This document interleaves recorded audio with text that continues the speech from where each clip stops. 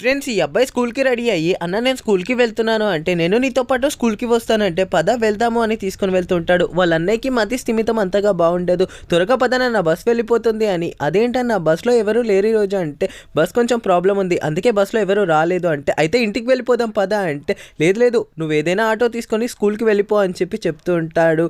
దాంతో సరే అన్న నేను వెళ్తాను. వాళ్ళ అన్నయ్యని తీసుకొని ఆటో అతని దగ్గరకు వచ్చి అన్న ఈ ఆటో నేషనల్ స్కూల్ వైపు వెళ్తుందా అంటే వెళ్తుంది ఎక్కువ అంటాడు. అన్న నేను స్కూల్కి వెళ్ళిపోతున్నా, సాయంత్రం వస్తాను నువ్వు ఇంటికి వెళ్ళిపో అంటే నేను నీతో పాటు స్కూల్కి వస్తానంటే నేను ఇప్పుడు తీసుకెళ్ళను రేపు తీసుకెళ్తాను అంటే ప్రతిరోజు ఇలాగే చెప్పి నన్ను ఇక్కడి దాకా తీసుకొస్తున్నావు, ఇప్పుడు నన్ను స్కూల్కి తీసుకెళ్తావా లేదా అంటే నీకు నేను మాట ఇస్తున్నా, ఇప్పుడు నువ్వు ఇంటికి వెళ్తే నేను తప్పకుండా రేపు తీసుకెళ్తాను అని చెప్పి వెళ్ళిపోతాడు.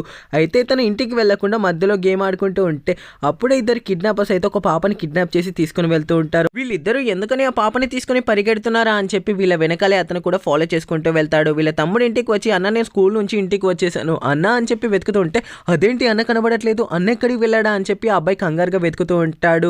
రే ఈ పాప ఫ్యామిలీకి ఫోన్ చేసి తొందరగా డబ్బులు డిమాండ్ చేద్దాము అని చెప్పి అనుకుంటే మీరిద్దరు అక్కడ ఏం చేస్తున్నారు, ఆ పాప ఇవ్వు అని చెప్పి తీసుకుంటూ ఉంటాడు.